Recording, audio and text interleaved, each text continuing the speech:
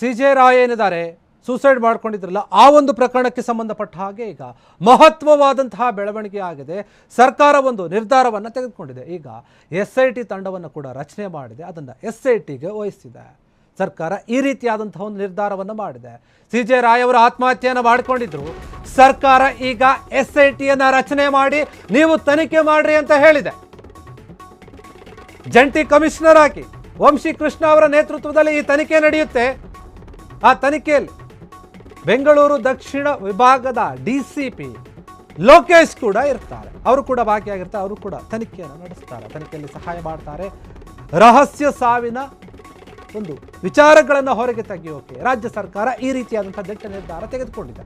ಇದರ ಬಗ್ಗೆ ಗೃಹ ಸಚಿವ ಡಾಕ್ಟರ್ G. ಪರಮೇಶ್ವರ್ ಹೇಳಿಕೆ ಕೊಟ್ಟಿರುವಂಥದ್ದು. ಅಶೋಕ್ ನಗರ ಪೊಲೀಸರಿಂದ SITಗೆ ವರ್ಗಾವಣೆಯಾಗಿದೆ ಈ ಕೇಸ್. ಈಗ ಕೇಸ್ ದಾಖಲೆ, ಸಾಕ್ಷಿ, FIR ಪ್ರತಿ ಎಲ್ಲವನ್ನೂ ಕೂಡ ಈಗ SIT ಕೈಗೆ ಕೊಡಬೇಕಾಗತ್ತೆ. ಅಶೋಕ್ ನಗರ ಪೊಲೀಸರು ಕಮಿಷನರ್ ವಂಶಿ ಕೃಷ್ಣ ನಿನ್ನೆನೆ ಘಟನಾ ಸ್ಥಳಕ್ಕೆ ಹೋಗಿ ಪರಿಶೀಲನೆ ನಡೆಸಿದ್ದಾರೆ. ಏನೇನಾಗಿದೆ ಅಂತ. ಆತ್ಮಹತ್ಯೆ ಮಾಡಿಕೊಳ್ಳಕ್ಕೆ CJ ರಾಯ್ ಅವರಿಗೆ ಯಾವ ಪರಿಸ್ಥಿತಿ ಎದುರಾಗಿತ್ತು, SIT ಅಧಿಕಾರಿಗಳು ಏನಿದ್ದಾರೆ ಇಲಾಖೆಯಿಂದ ದಾಳಿ ಆಗಿತ್ತಲ್ಲ ಅದರಿಂದ ಏನಾದರೂ ಎದುರಿದ್ರ, ಇಲ್ಲದೆ ಬೇರೆ ಯಾವುದಾದ್ರೂ ಒತ್ತಡಗಳಿತ್ತ ರಾಯ್ ಅವರಿಗೆ, ಅದರ ಜೊತೆಗೆ ಹಣಕಾಸಿನ ಒತ್ತಡ ಏನಾದರೂ ಇತ್ತ, ಯಾರಾದರೂ ಬ್ಲಾಕ್ ಮೇಲ್ ಮಾಡಿದ್ರ, ಈ ರೀತಿಯ ಎಲ್ಲ ಆ್ಯಂಗಲ್ನಲ್ಲಿ ಕೇಸನ್ನು ತನಿಖೆ ಮಾಡ್ತಾರೆ. ಬೇರೆ ಬೇರೆ ಆ್ಯಂಗಲ್ನಲ್ಲಿ ಕೂಡ ಮಾಡ್ತಾರೆ. ರಾಜ್ಯ ಸರ್ಕಾರದಿಂದ ದೊಡ್ಡ ಮಟ್ಟದ ಬೆಳವಣಿಗೆ ಆಗಿದೆ. ಬಿಜೆಪಿಯವರು ಒತ್ತಡವನ್ನು ಹಾಕ್ತಾ ಇದ್ರು, SITಗೆ ವಹಿಸಿ ಉನ್ನತ ಮಟ್ಟದ ತನಿಖೆ ಆಗಬೇಕು ಅಂತ ಹೇಳಿ ಒತ್ತಡ ಮಾಡ್ತಾ ಇದ್ರು. ಸರ್ಕಾರ ಕೂಡ ಇದರ ಗಂಭೀರತೆಯನ್ನು ಅರಿತುಕೊಂಡು ಈಗ SIT ತಂಡವನ್ನು ರಚನೆ ಮಾಡಿದೆ. ಅದಕ್ಕೆ ವಂಶಿ ಕೃಷ್ಣ ಅವರನ್ನು ನೇಮಕ ಮಾಡಿದೆ. ಜಂಟಿ ಕಮಿಷನರ್ ಆಗಿರುವಂಥ ವಂಶಿ ಕೃಷ್ಣ ಅವರೇನಿದ್ದಾರೆ ಅವರ ನೇತೃತ್ವದಲ್ಲಿ ಈ ತನಿಖೆ ನಡೆಯುತ್ತೆ. ಅವರ ಜೊತೆಗೆ ಬೆಂಗಳೂರು ದಕ್ಷಿಣ ವಿಭಾಗದ DCP ಆಗಿರುವಂಥ ಲೋಕೇಶ್ ಅವರು ಕೂಡ ಇರ್ತಾರೆ. ಇವರಿಬ್ಬರನ್ನು ಕೂಡ ನೇಮಕ ಮಾಡಿದ್ದಾರೆ. ಆದೇಶವನ್ನು ಕೂಡ ಹೊರಡಿಸಿದೆ. ಇದ್ರ ಬಗ್ಗೆ ಅಧಿಕೃತವಾಗಿ ಗೃಹ ಸಚಿವ ಡಾಕ್ಟರ್ G. ಪರಮೇಶ್ವರ್ ಅವರ ಹೇಳಿಕೆಯನ್ನು ಕೊಟ್ಟಿರುವಂಥದ್ದು. CJ ರಾಯ್ ಅವರ ಆತ್ಮಹತ್ಯೆ ಪ್ರಕರಣ ಏನಿದೆ ಅದು ದೊಡ್ಡ ಮಟ್ಟದಲ್ಲಿ ಸದ್ದು ಮಾಡ್ತಾ ಇದೆ. ಸಾವಿರಾರು ಕೋಟಿ ರೂಪಾಯಿ ಒಡೆಯಾಗಿರುವಂಥ ರಾಯ್ ಅವರು ಯಾಕೆ ಆತ್ಮಹತ್ಯೆಯನ್ನು ಮಾಡಿಕೊಂಡ್ರು, ಏನು ಕಾರಣ ಇದೆ, ಯಾವ ಒತ್ತಡ ಇತ್ತು ಅವರಿಗೆ, ಹಣಕಾಸಿನ ತೊಂದರೆ ಏನಾದರೂ ಆಗಿತ್ತಾ, ಯಾರಾದರೂ ಬೆದರಿಕೆಯನ್ನು ಒಡ್ಡಿದ್ರಾ, ಇಲ್ಲ ಯಾವುದಾದ್ರೂ ಒಂದು ವಿಚಾರವಾಗಿ ಬ್ಲಾಕ್ ಮೇಲ್ ಮಾಡಿದ್ರಾ, ಈ ಎಲ್ಲ ಆ್ಯಂಗಲ್ಗಳಲ್ಲಿ ಇದನ್ನು ಸೇರಿಸಿ ಬೇರೆ ಬೇರೆ ಆ್ಯಂಗಲ್ಗಳಲ್ಲೂ ಕೂಡ ತನಿಖೆ ಆಗುತ್ತೆ.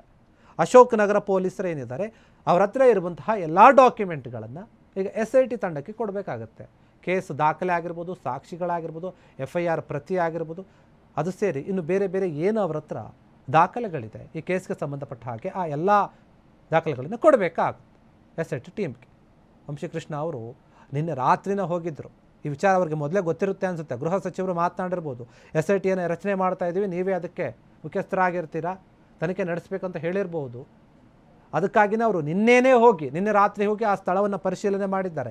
ಏನೇನಾಗಿದೆ ಅಲ್ಲಿ, ಯಾವ ರೀತಿಯಾಗಿ ಆಗಿದೆ, ಏನು ಅಶೋಕ್ ನಗರ ಪೊಲೀಸರು ಯಾವ ಒಂದು ಸಾಕ್ಷಿಗಳನ್ನು ವಶಕ್ಕೆ ಪಡೆದುಕೊಂಡಿದ್ದಾರೆ ಅದೆಲ್ಲದರ ಬಗ್ಗೆ ಕೂಡ ಇವರು ನೋಡ್ಕೊಂಡು ಬಂದಿದ್ದಾರೆ, ವಿಚಾರಿಸ್ಕೊಂಡು ಬಂದಿದ್ದಾರೆ. ಈಗ ಅಧಿಕೃತವಾಗಿ ತನಿಖೆಯನ್ನು ಮುಂದುವರಿಸ್ತಾರೆ. ಇನ್ನು ಮುಂದೆ ಏನಾಗುತ್ತೆ ಈ ಒಂದು ತನಿಖೆಯಲ್ಲಿ, ಯಾವ್ಯಾವ ಸತ್ಯಾಂಶಗಳು ಹೊರಗೆ ಬರುತ್ತೆ, CJ ರಾಯ್ ಅವರ ಆತ್ಮಹತ್ಯೆ ಪ್ರಕರಣಕ್ಕೆ ಏನಾದರೂ ಒಂದು ದೊಡ್ಡ ಮಟ್ಟದ ತಿರುವು ಸಿಗುತ್ತಾ, ಸರ್ಕಾರ ಅಂತೂ ಮಹತ್ವವಾದಂತಹ ಹೆಜ್ಜೆಯನ್ನು ಮುಂದಕ್ಕೆ ಇಟ್ಟುಬಿಡ್ತು. ಈಗ ಕಮಿಷನರ್ ಆಗಿರುವಂತಹ ವಂಶಿ ಕೃಷ್ಣ ಯಾವ ರೀತಿಯಾಗಿ ತನಿಖೆಯನ್ನು ಮುಂದುವರಿಸ್ತಾರೆ, ಏನೇನು ಸತ್ಯಾಂಶಗಳನ್ನು ಹೊರಗೆ ತರ್ತಾರೆ, ಇವರ ಸಾವಿಗೆ ನಿಖರವಾದಂತಹ ಕಾರಣ ಏನು ಅನ್ನೋದನ್ನು SIT ತಂಡ ಹೇಳುತ್ತಾ. ರಾಜ್ಯ ಕಾಂಗ್ರೆಸ್ ಸರ್ಕಾರ SITಯನ್ನು ರಚನೆ ಮಾಡಿದೆ. ಕೇಸ್ ವರ್ಗಾವಣೆ ಕೂಡ ಆಗಿದೆ ಅಶೋಕ್ ನಗರ ಪೊಲೀಸರಿಂದ. ಎಲ್ಲ ದಾಖಲೆಗಳನ್ನು ಕೂಡ ಕೊಡಬೇಕೀಗ. ಕೊಟ್ಟ ಮೇಲೆ ಏನೇನಾಗುತ್ತೆ, ಯಾವ ಬೆಳವಣಿಗೆಗಳಾಗುತ್ತೆ, ಈ ಕೇಸ್ಗೆ ಸಂಬಂಧಪಟ್ಟ ಹಾಗೆ ಏನೆಲ್ಲ ಮಾಹಿತಿ ಹೊರಗೆ ಬರುತ್ತೆ, ಪೊಲೀಸರು ಈಗ ಯಾವ ಆ್ಯಂಗಲ್ನಲ್ಲಿ ಕೇಸನ್ನು ತನಿಖೆ ಮಾಡಿದ್ರು ಅದನ್ನು ಬಿಟ್ಟು ಅಥವಾ ಅದನ್ನು ಒಳಗೊಂಡಂತೆ ಬೇರೆ ಬೇರೆ ಆ್ಯಂಗಲ್ನಲ್ಲಿ SIT ತಂಡ ತನಿಖೆ ಮಾಡುತ್ತೆ. ಈಗ ಆ ತನಿಖೆಯಲ್ಲಿ ಎಲ್ಲ ಸತ್ಯಾಂಶಗಳು ಹೊರಗೆ ಬರುತ್ತೆ. ಕೆಲವರು ಹೇಳ್ತಾ ಇದ್ದಾರೆ ಅವ್ರಿಗೆ ಯಾರೋ ಬ್ಲಾಕ್ ಮೇಲ್ ಮಾಡಿದ್ರು ಅಂತ, ಇನ್ನು ಕೆಲವರು ಹೇಳ್ತಾ ಇದ್ದಾರೆ ಇಲ್ಲ, ಆದಾಯ ತೆರಿಗೆ ಅಧಿಕಾರಿಗಳೇನಿದ್ದಾರೆ ಅವರು ಕಿರುಕುಳ ಕೊಟ್ಟಿದ್ರಲ್ಲ ಅದಕ್ಕೋಸ್ಕರ ಅದಕ್ಕೆ ಬೇಸತ್ತು ಇವರು ಈ ರೀತಿಯಾಗಿ ಆತ್ಮಹತ್ಯೆ ಮಾಡಿಕೊಂಡಿದ್ದಾರೆ ಎನ್ನುವಂಥ ಆರೋಪ ಇದೆ. ಜೋಸೆಫ್ ಅವರು ಆರೋಪ ಮಾಡಿದ್ರು, ಕಂಪ್ಲೇಂಟ್ ಕೂಡ ಕೊಟ್ಟಿದ್ದಾರೆ.